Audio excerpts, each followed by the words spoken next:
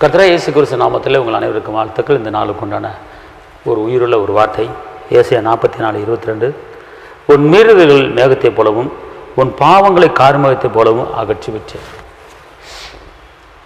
உன் மீறுதல்களையும் உன் பாவங்களையும் நான் என்ன செஞ்சிட்டேன்? அகற்றி விட்டுட்டேன். நீ பயப்படாத. எனக்கு சாபம் இருக்குது என்று பயப்படாத. எனக்கு பாவ தோஷம் இருக்குது என்று நீ பயப்படாத. எனக்கு பரம்பரை சாபம் இருக்குது, பரம்பரை கட்டு இருக்குது. நான் செஞ்ச பாவம், முன்னோர் செஞ்ச பாவம் என் குடும்பத்தில் தொடர்ந்து வந்து கொண்டு இருக்கிறது. கர்த்தர் இன்னைக்கு சொல்கிறார். அப்படிப்பட்ட நிலைமையில் நீங்கள் இருந்தீங்கன்னா, அப்படிப்பட்ட நிலைமையை நினச்சி நீங்கள் கலங்கிட்டு இருந்தீங்களா, கர்த்தர் நீங்கள் சொல்கிறாரு, கார் மேகத்தை போல நான் அகற்றி விடுறேன் அப்படிங்கிறாரு. ஏன்னா உங்கள் மீறுதல்கள் மேகத்தை போல நான் அகற்றி விடுறேன் அப்படிங்கிறார். ஓடி வானத்தில் மேகத்தை பார்க்குறீங்களே, மேகம் வந்து பார்த்துக்கொள்ளுங்க, ஒரே இடத்துல நிற்காது. மேகம் என்ன செய்யாது? ஒரே இடத்துல நிற்காது. அந்த மேகம் போய்கிட்டே இருக்கும் பார்த்துக்கொள்ளுங்க. மேகம் தள்ளி போய்கிட்டே இருக்கும் பார்த்துக்கொள்ளுங்க. வானத்தை அண்ணாந்து பாருங்களேன், ஒரு மேகம் அங்கேயும் நிற்காது.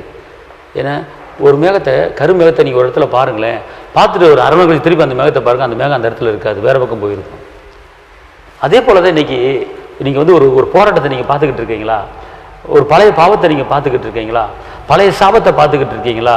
அது என்ன தொடர்ந்து வந்துக்கிட்டு இருக்கு அப்படின்னு சொல்கிறீங்களா? இல்லை, கர்த்தர் என்ன சொல்கிறாரு? மேகத்தை போல நான் அகற்றி விட்டேன் அப்படிங்கிறார். மேகத்தை போல ஓடிடுச்சு அப்படிங்கிறார். ஏன் பயப்படுறீங்க?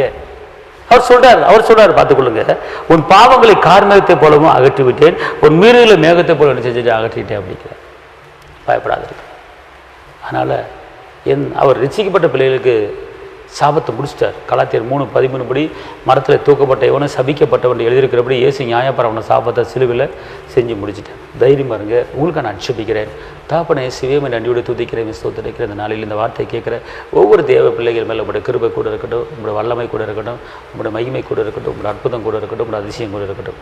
தேவரி செய்ய நினைத்தது ஒன்றும் தடைபடாது. இரத்த கோட்டைக்குள்ள மறைத்துக் கொள்ளுங்க. அந்த வார்த்தை கேட்குற ஒவ்வொரு தேவ பிள்ளைகள் மேலே கிருபை கூட இருக்கட்டும். இயேசுவின் நாமத்தில் பிதாவே, ஆமென். கர்த்தர் உங்களை ஆசீர்வதிப்பார். தேவனுக்கு மகிமை. ஹல்லேலூயா.